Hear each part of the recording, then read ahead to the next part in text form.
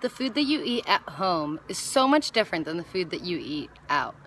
And a lot of times nowadays, people eat out and out more and more often. You get a little bit more money in your house and all of a sudden it's like you don't have to cook.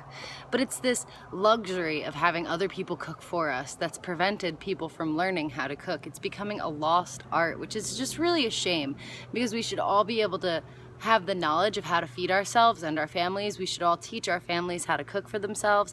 Teaching your children how to cook for themselves is one of the biggest gifts that you can give them, because it's taking their health into their own hands. If you cook the food that you're going to be eating, if you're the one preparing the majority of food that you're eating, then you know what's going into you, you know what's going into your body, and you can have real control over your health.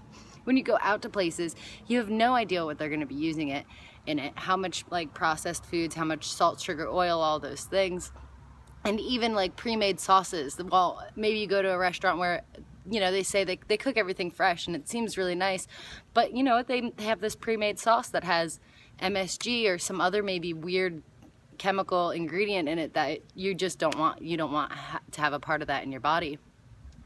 Or like really high in oil, high in salt, high in fat, whatever it may be, because you know that's what tastes really good. And if you don't see yourself pouring it in there, like pouring all of that in there, you don't know how much is in it. You taste it, you're like, oh, it tastes great, when it's like an entire container of salt or oil or whatever it may be that's bad that you're trying to avoid. So not only do the foods that you have the foods that you cook at your house have a better value because you know what's going into them. You can, you know, cook the broccoli the right way, make sure you get organic ingredients, know exactly what is going into it, try to cook it simply so that it's not overloaded with a bunch of things, because the simpler the meal, like the less ingredients, the easier it is to digest.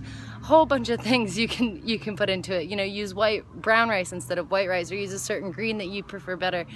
Not only do you get that, all the good stuff, and you're avoiding all of those bad other things that might be throwing into it at restaurants, there's an energetic property to the food that you cook at home. I like to call it vitamin L, which is vitamin love.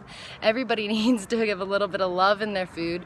If you are fed with food that was made with an intention to heal and nourish you, it's going to heal and nourish you more so than a food that was just made to get it out. Not in every kitchen, because I work at a restaurant and in the kitchen it's not too crazy back there, but it is completely different when they're just cooking a meal. They have a whole long list of meals that they have to prepare, and they have to do it in a certain amount of time. They're not sitting and putting their love and attention into it, and the energy that they're invoking into it, especially if it's really busy, is this rush, hectic energy. And in some kitchens, in some restaurants that are even bigger, it's really gross back there, where there's just like messes and people are yelling at each other, and like cooks are notorious to be like angry.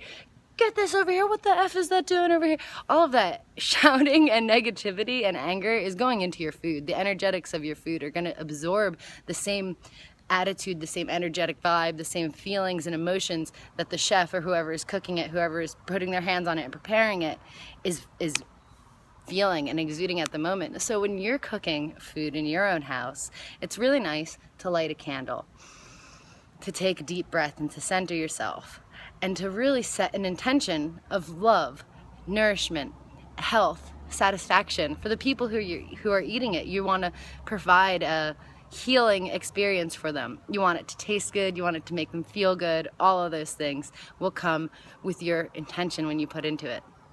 So next time you're cooking for yourself, think about that. When you're cooking for others too, keep that in mind.